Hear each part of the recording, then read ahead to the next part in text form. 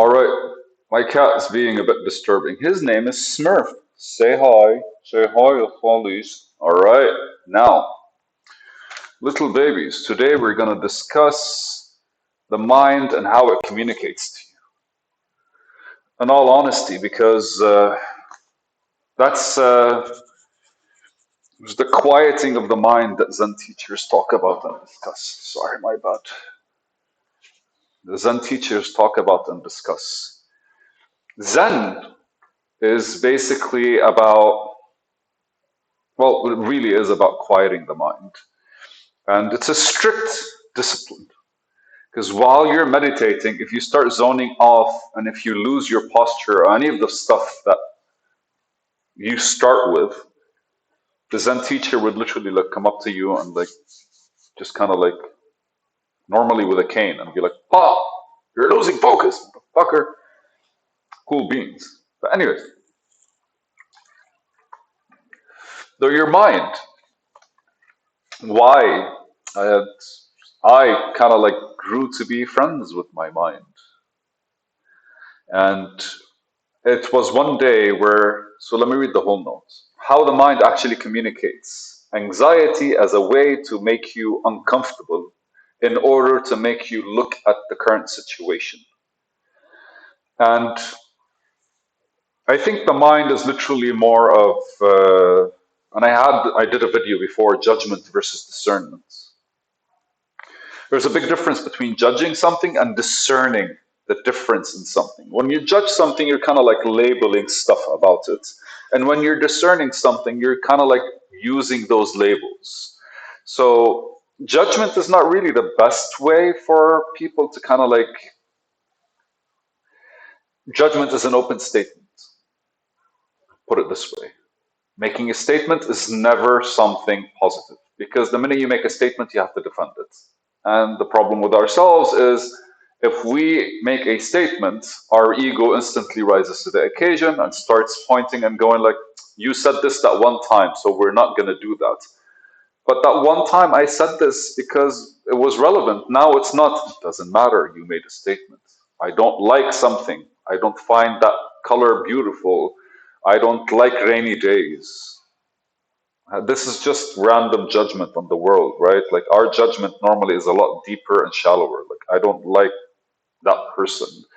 And it's normally because they itched you in the wrong way. And when somebody itches you in the wrong way, it's because something about you is wrong. That's why you got triggered because we project everything from ourselves and we respond to everything through ourselves and all that good stuff. So, anyways,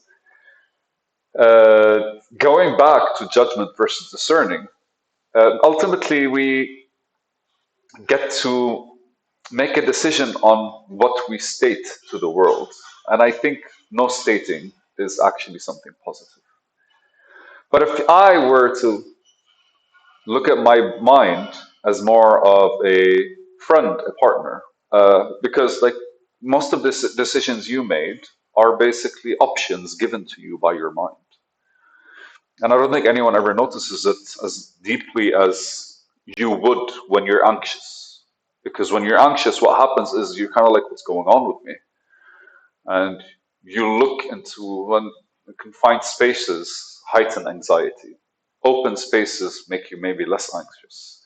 Unsafe spaces, if you're in the middle of a fucking forest, man, you find yourself kind of like anxious because you might die, you might.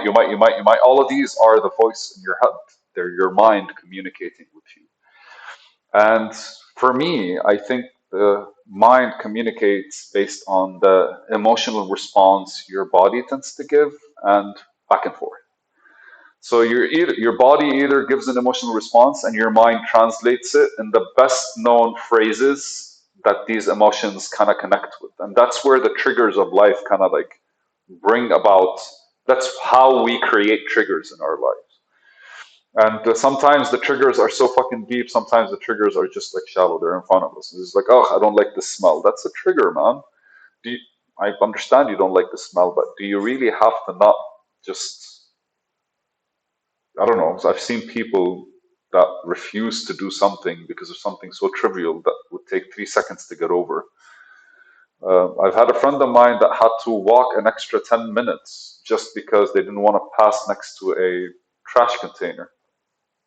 I just walked and waited 10 minutes at the coffee shop. I don't fucking care. But you get it. Like some people kind of have different systems aligned with the different triggers that are around us. But so the body kind of like sends a message to the mind that gives you basically this kind of like the information that you need, and you assess what you're going to do. Or the mind is creating the triggers, and sometimes anxiety does that because it starts creating all kinds of like using all past triggers to throw them in front of you and kind of like push them into a future that doesn't really exist.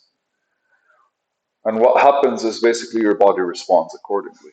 It's a stressful response, it's a stress response. And we're not going to dive into the science of oxytocin or basically the how that allows us to heal, because it's a healing hormone, but it's a stress hormone. Or the cortisol that gets basically pumped in our system when we're feeling this anxiety, because our body's kind of like reacting and kind of like fight or flight or freeze mode, this kind of stuff. At one point when I started feeling the voices in your head, you can shut them out as long as you're okay. But then something would happen, your surroundings change. And then what happens is they surface like fucking crazy. You get yelled at by a person that you trusted, surfaces like crazy. A part of you is neglected, rejected, pushed to the side, any kind of shit, right? Like, it could literally just be a friend of yours that doesn't respond on a day that you're not feeling too well in a positive way that you would have hoped. And then suddenly you find yourself just kind of like swirling in your own thoughts. For me, I went through that for a long time. I didn't know what was going on, but I was numb to a point where I just couldn't care, and I just operated like a zombie throughout the day. And I remember the night where everything kind of like came into perspective when I was looking at about how beautiful the everything was, and it's just like feeling that kind of like oneness with the universe, like looking at the beach and like there was a storm and then it calmed down, and just like everything that's positive that could happen, that just like the wonders of this world, like nature and its like fascination, and a whole lot of just like beautiful scenery.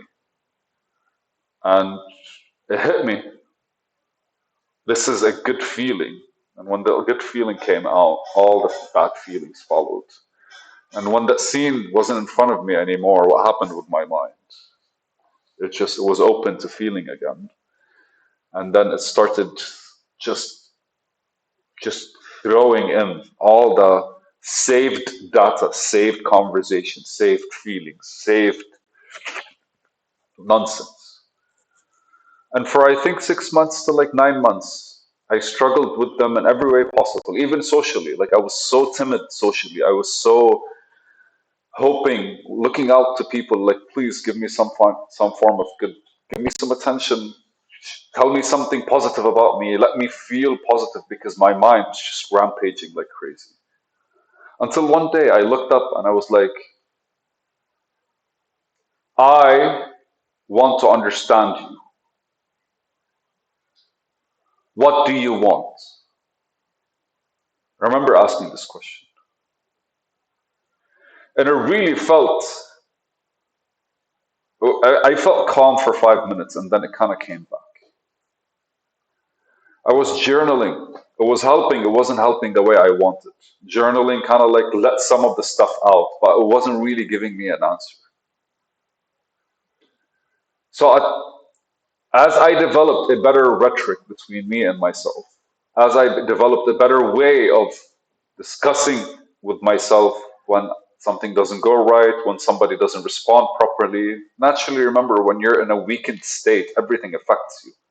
When you're in a strong state, you can handle anything you want. You don't fucking care. But when I acknowledged I was in a weakened state and I truthfully asked for forgiveness because I'm the one who allowed my mind to get to where it was. I realized that all the clutter in my head was literally the mind communicating with me the best way possible. And I felt like all of that, all the things that seemed to hurt me were really because I was hurting and not really because the mind was doing so. Because I was hurting and the mind did not know how to express it to me. And the reason why I'm this articulate right now, the way I speak and the detail in which I use my words, and I'm very anal with words these days. I'm very much like if somebody's trying to explain something using a different word, I would not accept that explanation. And I don't care if I have to be an ass about it. Because for the longest time, the reason I couldn't understand myself is because I myself, as a human being, was not understood. I wasn't able to explain or express properly what was happening with me or what I wanted to say. So the only thing my mind knew what to do is to communicate the best way I can communicate. When I took that, anxiety became a way for me to kind of like notice something was off. Because when I get carried away, my mind is always kind of present. And ever since then, my negotiations with my mind always keep changing.